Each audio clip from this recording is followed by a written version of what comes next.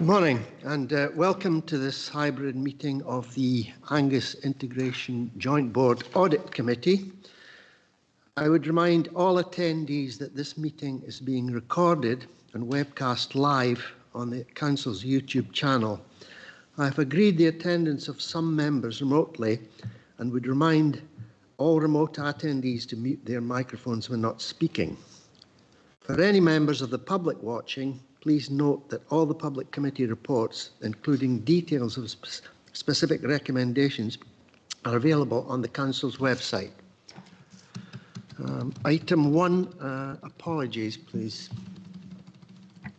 Thank you, Chair. We have apologies from Chris Boyle and Hayley Mearns. Thank you. Item 2 is declarations of interest and statements of transparency. Are there any declarations of that nature in the room? And none online. Thank you. So we'll move on to item number 3, which is the minute of the item number 3A is the minute of the previous meeting, which was the 18th of December 2024. Okay. Yeah, I've just been reminded before we go on to consider that.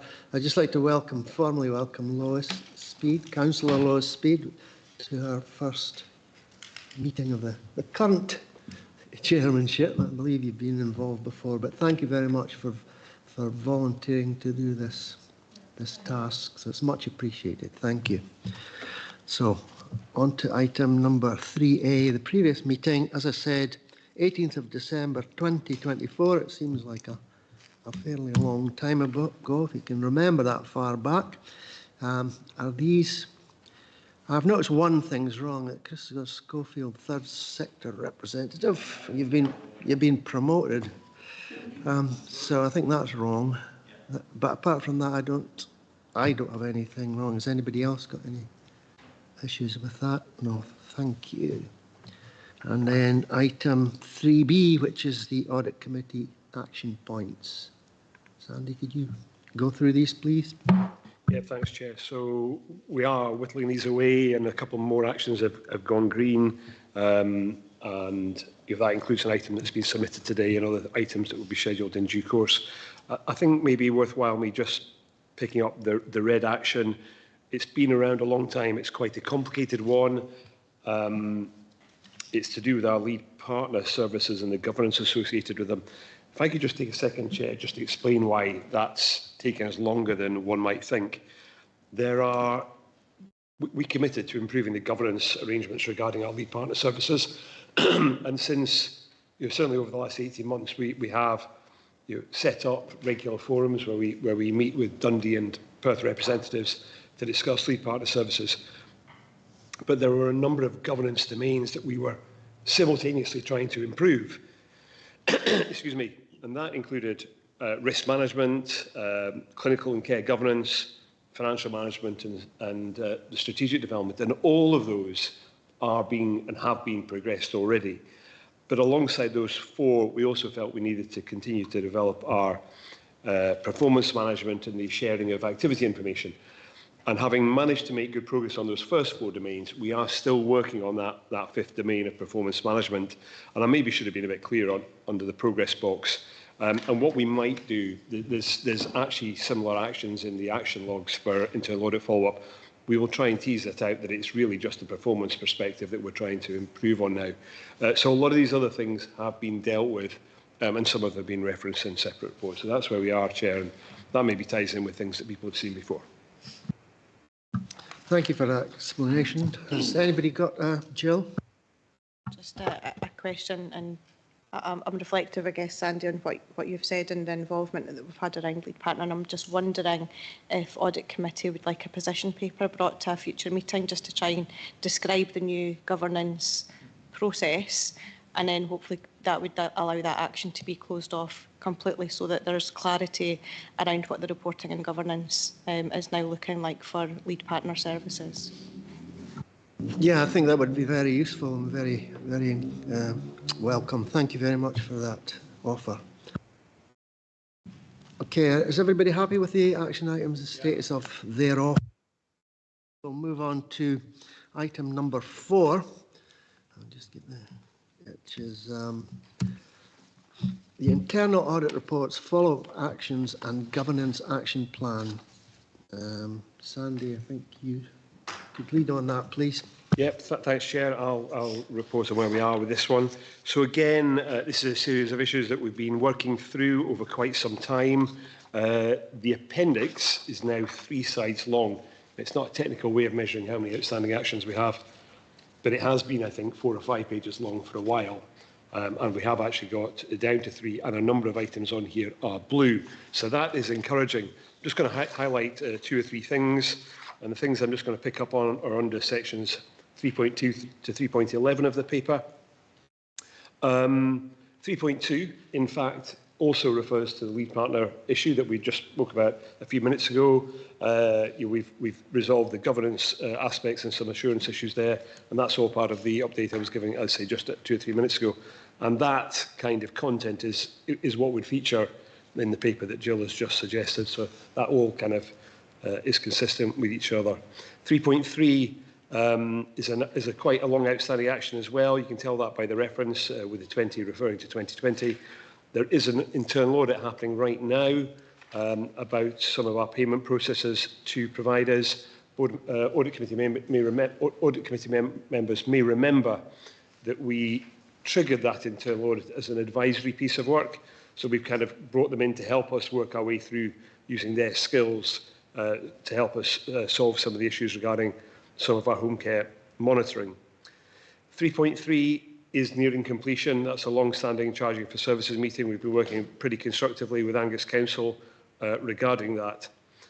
And then I want to highlight 2 points together, and they are 3.6 and 3.9. One about commission services, which is at 3.6. But the things I want to highlight here is the way we've described where we are with these 2 things. 3.6, the wording we've put in, and that was about, let's say, commission services, we feel we've taken that one as far as we reasonably can go. And if you think back to our previous discussions about outstanding actions and even what we spoke about at the development session in February, we have actions around for a long time, and we sometimes can't do what we perhaps originally aspired to do or anticipated ourselves being able to do. That one, we've now documented it in the paperwork saying we've got this as far as we can go. We've shared that view through our executive management team, and I think we're saying we're not going to keep this hanging around as an action because it's reached a new improved level, but not necessarily going to get it much further than that. And item 3.9 is about some of our large hospital set-aside resources.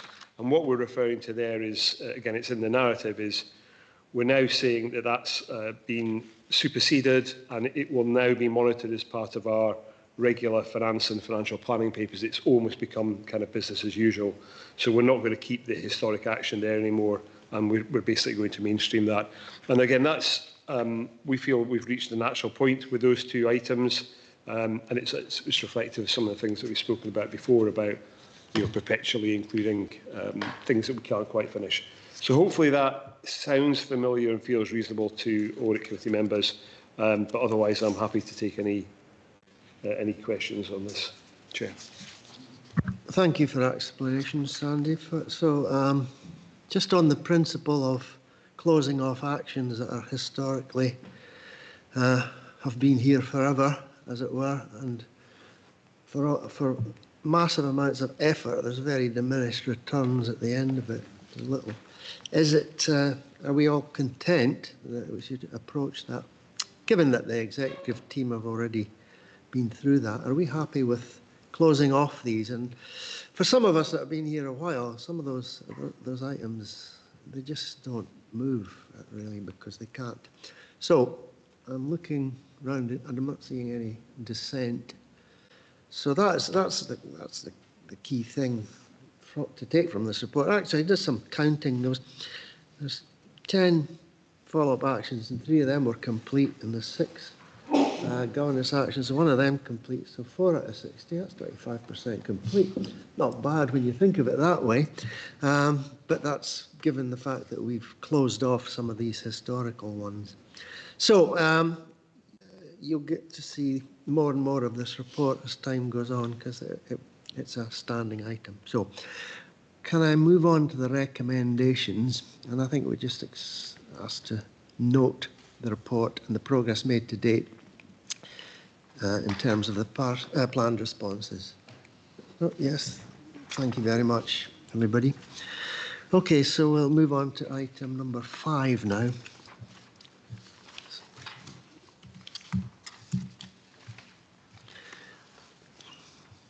That's on page 16, which is the, okay, it's the 2024-25 Internal Audit Plan Progress Report. It's a report by Jocelyn Lyle. Jocelyn's online. Do you introduce this? Oh, Jocelyn, do you just want to introduce this one and speak to it? Yes, that would be fine, Chair. Thank you.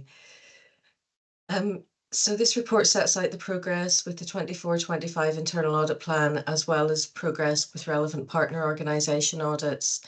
In the progress report today, we've also got an update on the introduction of the new global internal audit standards, which are applicable, or were applicable rather, from the 1st of April this year. And really there's a summary in there for you of what the new standards mean for the Internal Audit Service and for the Audit Committee. So turning to the progress report first, it's summarised at Appendix 1 to the report. The main focus of our work since the last committee has been the internal control evaluation, which, as members are aware, covers all areas of governance. So the fieldwork on that audit is now complete, and the draft report will be issued to management this week. That report will highlight any areas for improvement, and the findings will feed into our year-end and annual report work. The audit of invoice authorisation and processing for home care services is also underway. And as set out in section 3.2 of the paper, that audit was an amendment to the original plan and replaces the audit of lead partner arrangements. So moving on to the reports from partners, there's one final NHS Tayside report summarised, and it's the internal control evaluation for 24-25. Just to say that the full report is available on the NHS Tayside website, and that's already been presented to the NHS Tayside Audit and Risk Committee and has been circulated to the standing committees.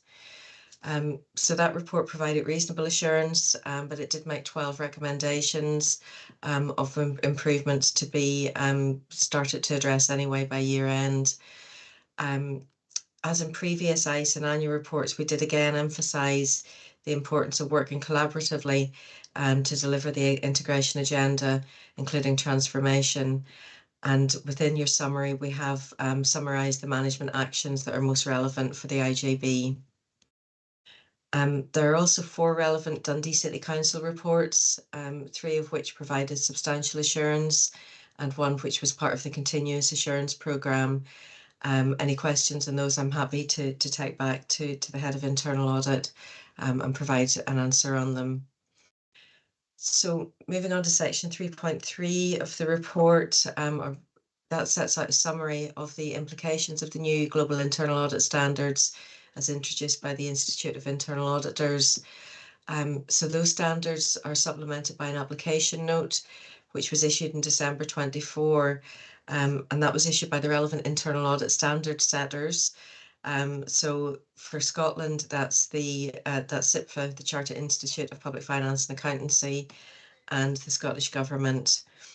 So from 1st of April, those 2 documents together replaced the previous public sector internal audit standards that we've worked to for a number of years.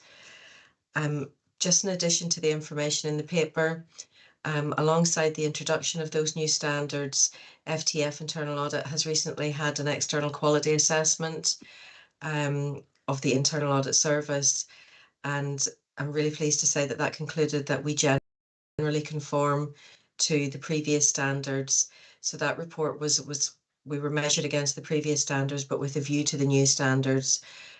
So that generally conforms opinion is the best outcome we could have got, really. But we do have a number of recommendations from that assessment. So I've developed an improvement plan to ensure we comply with both the new global standards and address those recommendations, and I'll provide an update to the committee on that in June. So just some of the detail in the new standards. They describe the role of internal audit, and they really provide a complete professional guidance for internal auditors, as well as setting out the criteria against which we will be evaluated. The paper sets out the main changes from the previous public sector internal audit standards, but I just wanted to say that many of the aspects of how we operate won't change. We're currently complying with the previous standards, and our working practices are in line with the intent of the new standards and best practice. So what we're looking to do now is formalise those arrangements and really just overtly evidence that conformance during the year. So we weren't required to conform at 1st of April, but we will need to demonstrate that as the year progresses. So just very quickly, some of the key aspects of change. There's a requirement to develop an internal audit mandate and charter for approval by the audit committee. We have a charter in place already. We'll supplement that with the mandate and bring that back to this committee for approval. So that mandate's a new requirement, and that really just sets out the authority, role and responsibility of internal audit. We also need to develop and implement an audit strategy. We don't currently have a strategy. So that's one of the key actions during 25-26. And that should really help and guide us to fulfil our mandate and charter. The standards also set out they provide clarity, I guess, on the responsibilities of senior management and the Audit and Risk Committee. So that's things like the requirement for me to discuss with committee and senior management the purpose of internal auditing and the governing of the function. There's a requirement for the committee to champion the internal audit function and support our purpose, strategy and objectives. And the only other one I wanted to mention was a new requirement for internal auditors to demonstrate professional skepticism, and that's under expanded standards on ethics and professionalism. Again, that's something that we have been doing anyway, but we will make that more overt and make sure that everyone has appropriate training on ethics and professionalism. So that's just a really quick run through of the standards and of the progress, just to make sure that you're up to speed with our steps to comply with those standards and to complete the internal audit plan for the year. That's all I wanted to point out, but I'm happy to take any questions. Thank you. Thanks, Jocelyn. Has anybody got any questions for Jocelyn? Yeah, just one. I got one observation is that you kind of you touched on it anyway. The new GIAS standards. As an audit committee, it seems to me that we're pretty well in good shape to demonstrate conformance with that, with the addition of some new things. And when you come back to report the next time, will you give us some kind of lead or heads up on what we need to do or don't need to do as part of that report that you mentioned earlier on? Yes, thank you, Chair. Next committee, I'll bring you an update on the improvement plan. But in addition, there's a SIPFA guidance note on what the new standards mean for audit committees. So Sandy and I have had discussion about that, and I think it would be really helpful to bring that to the committee for information. And I think we're also going to think about a future development event, and really just to make sure that you are conforming. But as I say, most of it's there already. It's just about really overtly evidencing it. But the improvement plan is quite lengthy, so we've got quite a lot of work to do during 25-26. That's good. Thank you very much, Jocelyn. If nobody's got any other comments, I'll just move straight on to the... Oh. Yeah. Yeah. Thanks, Chair, and thanks, Jocelyn, for this update. Just two or three comments. Firstly, a few minutes ago, Andrew was commenting on the fact that the outstanding number of internal audit actions, had shrunk down to 3 pages. Of course, that will go back up again when we get the next set of reports from Jocelyn's team. So we'll expect that to go back up just as we deal with all the new things. Jocelyn, in terms of the GIAS, the new Global Internal Audit Standards, I think that would be really helpful to see that kind of self-assessment of where we are. Are there improvement actions that we need to take, and you know that we have a development session scheduled every year, and if October does work for doing that piece of work, we can use that. If we need to do it a bit earlier, we can do that as well. The one particular question for you, in terms of the development of an audit strategy, is that an audit strategy for yourselves as an auditor of many bodies, or is it an audit strategy for us as Angus Integration Joint Board? Thanks. Thanks, Andy. It's an audit strategy for us, and that strategy should set out how internal audit supports the organisational objectives. So that's a piece of work for us to do. It sounds, to be honest, it sounds a lot fancier than it probably is. We do have templates available for that strategy, and it's just to make sure that we're helping you achieve your objectives. What I'm bottoming out at the moment is whether or not that strategy will be the same. So we'll have an NHS Tayside strategy, and your plan comes out of that. So I think how that's going to look is we'll have a fairly generic strategy for Tayside, and then a part of that strategy that's specific to the IJB, but it's very much about what we'll do for you and the direction of travel that we need to go in to support you. Okay, thank you. Thank you, Chair. Sandy picked up on the question around the strategy that I was going to ask.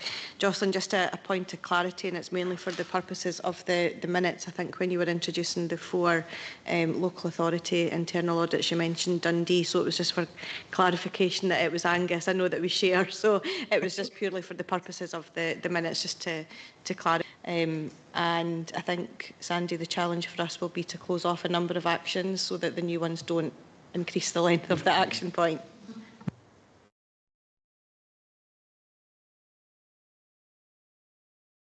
Anybody else got any comments? No. We'll move on to the recommendations now then. We have to note the work undertaking related to the internal audit plan for 2024-25 and consider the changes arising from the new GIAS and implications for the internal audit service and audit committee, but we've already heard about how that's going to be developed in the future. So happy to accept those recommendations. Fine, thank you. Okay, move on to item number 6.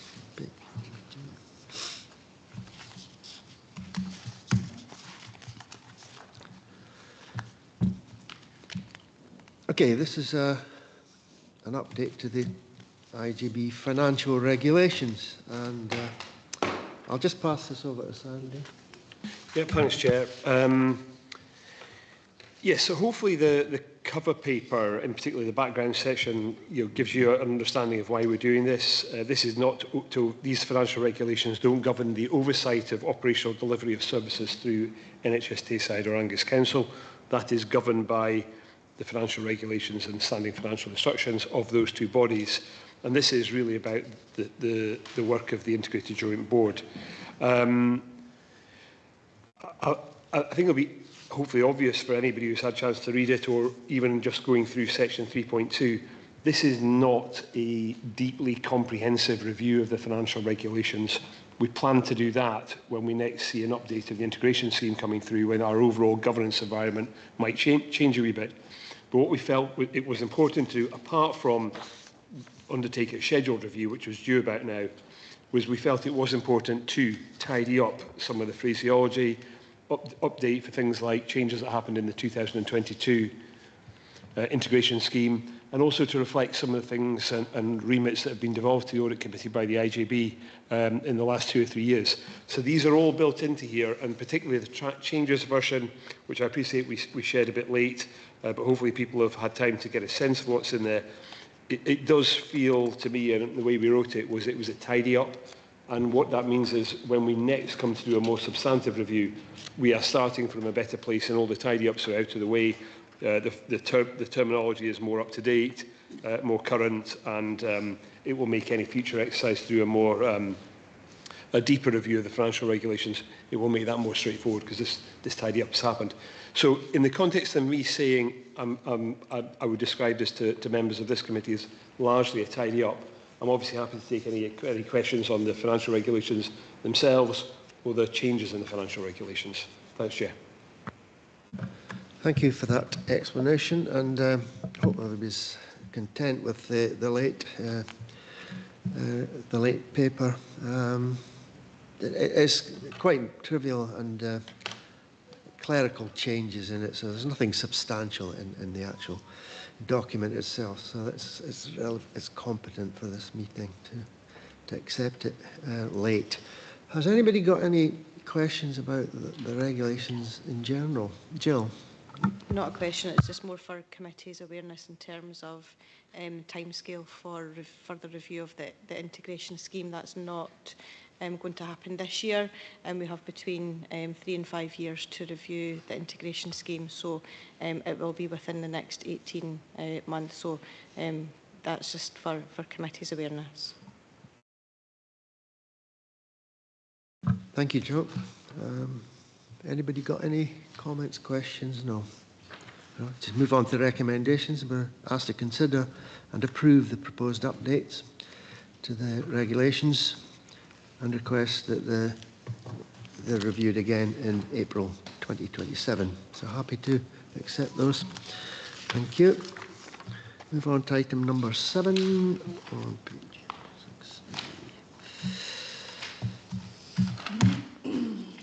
Okay, that's all right. This is a report on the development session that we had on the 26th of February. Some of us were present, not everybody was there, but essentially it outlines the what we did on that day and notes the kind of actions, etc., that arose from that meeting.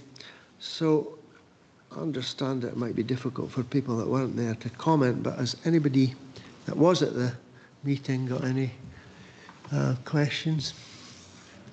Does it reflect what we talked about?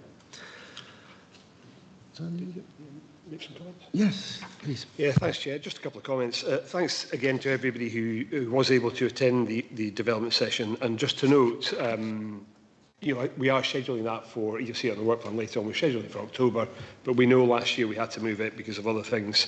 So just keep an eye on our scheduling for the year to come. I think you're on the second page in the bullet points there. We've obviously made a commitment about best value reporting, a couple of commitments, and those will come through, and people in the IJB and in the audit committee will see those flow through quite soon. And the section about managing overdue governance actions, of course, that ties in with what we were speaking about 10 or 15 minutes ago. We know that, and there's a second paragraph there that talks about some actions may not be resolvable or resolvable in the manner originally envisaged, and that's kind of tying in with what I was describing about, you know, we think we've taken some of these things as far as we can, or they've been superseded by something that's happened elsewhere.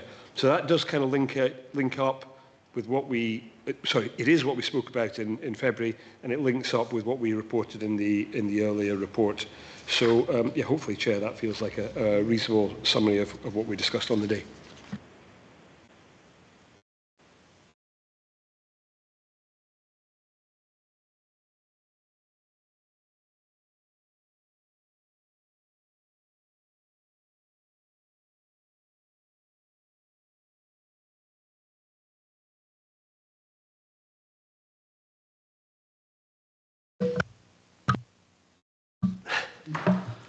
Finger trouble there.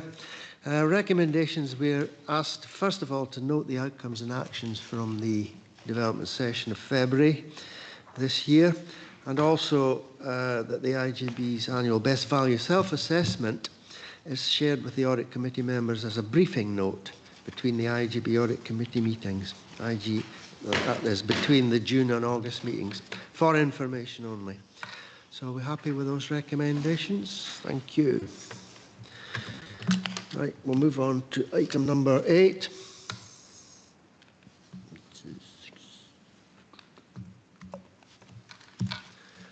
Okay, that's the 2023-24 external annual audit report, the progress report.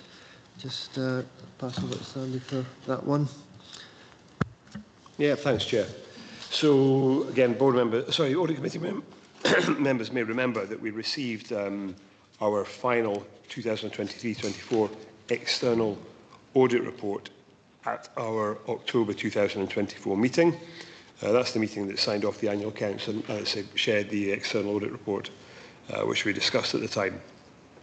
There was only one significant action that the auditors asked us to follow up on. I'll cover that in a second. It's attached to Appendix 1. But we also did trigger an additional action for ourselves, which is also shown at Appendix 1. So we have an obligation to follow up on outstanding points. Now, obviously, it's easier to follow up when there is a smaller number of points.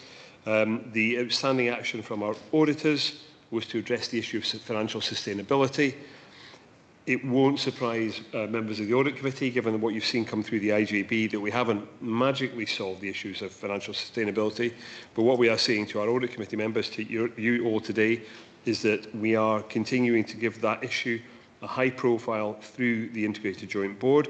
We've taken papers to our February meeting. We're taking papers to this afternoon's meeting. It is mainstream business in terms of trying to address that. And I therefore feel that in terms of our ongoing work regarding working towards financial sustainability and the profile that has within the partnership, although we haven't solved the issues, we can say to our external auditors, we are addressing that as best we can and giving it the right kind of profile through the Integrated Joint Board. There was a second issue that was a management issue that we flagged up ourselves. It was about income assignation that did trigger a complication in our accounts process last summer, in summer of 2024, and we have worked with Angus Council to resolve that, and the new processes are in place for February 2025. So, Chair, I feel pretty comfortable about recommending to the Audit Committee that we can treat these actions as being complete and share that view with our external auditors. Thank you, Sandy. Yeah, I'm happy with that as well. It seems reasonable. Okay, so we'll move on to the recommendations. It's recommended that we consider the notes and the attached audit action plan and the IJB's responses within the action plan are deemed to be complete, as explained by Sandy there. So we're happy with that. Thank you. So moving on to item 9. Right, that's okay. That is the 24-25 external audit. So this is the current one. The plan for that.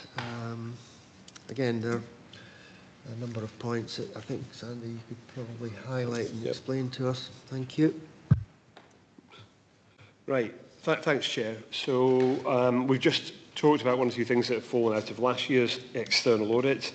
This, the appendix for this paper has come from our external audit team, the same team as we've had in recent years.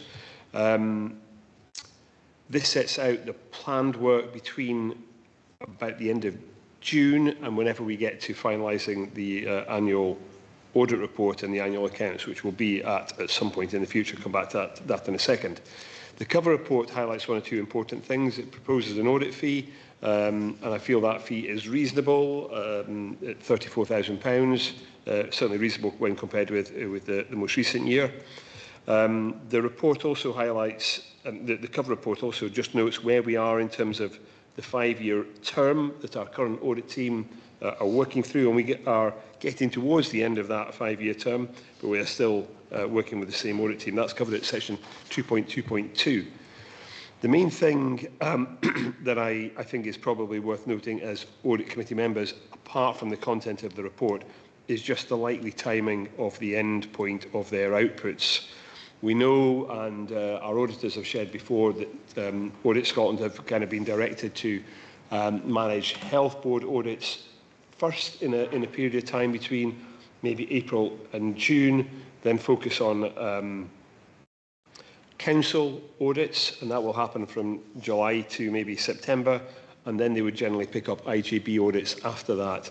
The thinking being that it's important to deal with the bigger organisations first, which I think we'd all understand, but also that the Integration Joint Board does, to some extent in terms of governance, rely on things that have been approved inside both partner bodies.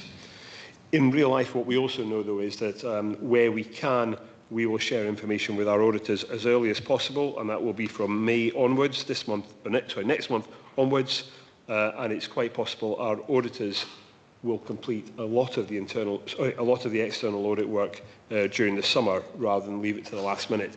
But they may have to leave the final sign-off to later on in the year. And that's why at section 2.3.4, although we do not have these formalised in our work plan, I am proposing that we issue holding dates for a couple of dates in October, because that's when we are getting the heads up that we might be wrapping things up. It's very preliminary, and the auditors have committed to doing it a bit earlier if they can. So if we can come back to that, Chair, that would be helpful. In terms of the overall audit plan, there's a great similarity in terms of the process that the auditors will go through compared to recent years and last year. That won't surprise members. I've been through it with our external auditors. Sorry, myself and my colleague Jane Mugg have been through it with our external auditors. We've talked about one or two things, and as far as we're concerned, we feel it's a reasonable plan for us to be embarking on. Thank you. I'll open it to the floor. No, I think that's pretty well. Just one question about I should raise this, the holding dates for the sort of uncertainty of when we're going to close off the report. That kind of happened last year, and I think it happened the year before as well. Is there any value in rethinking the work plan to accommodate that? It's becoming a sort of a way of working now, isn't it? Yeah, thanks, Chair. I think, yes, that is probably the case. But I don't think we're clear enough yet although we know the endpoint won't be in August, which is what we've had it in previous years, but not recently, it is fair to say. We're still not quite sure when things will wrap up. Is it the end of September, or could it be the end of October? So even if we kind of acknowledge that actually it's not going to be August, it's going to be later, we still don't quite know when. So I think if we give it another year, we will be clearer and be able to kind of be a bit firmer with our planning. But I think this is possibly our best bet. Mm-hmm. I just say, from a professional perspective, I think I would be always keen that accounts were getting signed off earlier rather than later. Not because I'm keen to get them out of the way, brackets, of course I am, but more because it means they are much more timely. If there's something that's significant in these annual accounts, there's little point us publishing it in, well into the next financial year. Your board members and the public should be able to be cited on that sooner. Now, we produce a set of draft accounts in June, which are available for everybody, but this is really about an independent perspective of how we put that information together. And it's that is obviously valuable to the public perspective. So we'll be working with our auditors to try and bring things as forward as we possibly can. And certainly, more from a personal point of view, I really wouldn't choose to be having them hanging around. So keen to bring them forward when we can. Sure. Yeah, appreciate that. Thank you very much. We'll keep an eye on that one. So moving on to the recommendations, if there are no questions.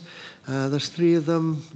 Just to consider, note the attached external audit plan, approve the 34,000 fee, and this note the uncertainty about the timing and having these earmarked dates in our diaries, just in case. So we're happy with those recommendations. Thank you. So item number 10, which is the... Okay.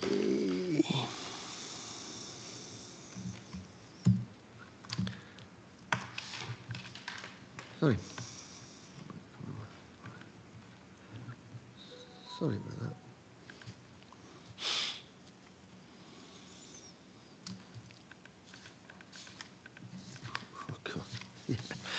Sorry, I'm just trying to scroll through that plan. Item number 10, which is the annual work plan. It's for 2025-26, this coming year. This is just a part of activity that we go through, but it's tabulated. Sandy, have you got any specific comments on or general comments or specific comments on the actual attachment or the report? Yeah, thanks, Chair. One just kind of clarification. In Appendix 1, we've got, we effectively have 4 meetings scheduled per year. Obviously, the schedule, the table includes 2 Aprils, so just keep that one in mind. The October 25 session is initially scheduled as a development session, but we know it may be on a date that might coincide with the dates we've just spoken about a few minutes ago in terms of having to have a final official meeting. Otherwise, I think the only thing I would really highlight to members, and it's partly because I don't attend it myself, is the fourth bullet point under section 2.2. And that is about the fact that we do schedule in a private meeting of audit members with the IJB's internal and external auditors, and it's going to be scheduled for 30 minutes before the day when we meet and discuss our annual accounts, noting we still have to confirm that meeting. But otherwise, this pattern of activities reflects our current remits. If those remits do change, so the work plan would change, and if there's obviously a few members have now been around the table for a while. If people as individuals want to discuss with me any parts of this work programme that they're unsure about, please do let me know. And for Councillor Speed, I do try, and you probably can imagine this, I do try and catch up with new members of the Audit Committee just to talk them through the cycle of work, and again, I'd be happy to do that as well. Okay. Thank you very much. Thanks. Thank you. Have you had a look at the plan? Has anybody got any questions? It seems sensible, right? Thank you. So the recommendation is that we approve it. So I'm happy with that. Thank you. So item number 11 is the date of the next meeting. Thank you.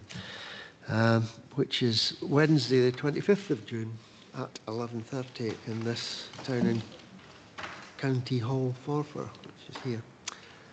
And thank you very much. Thank you, everybody.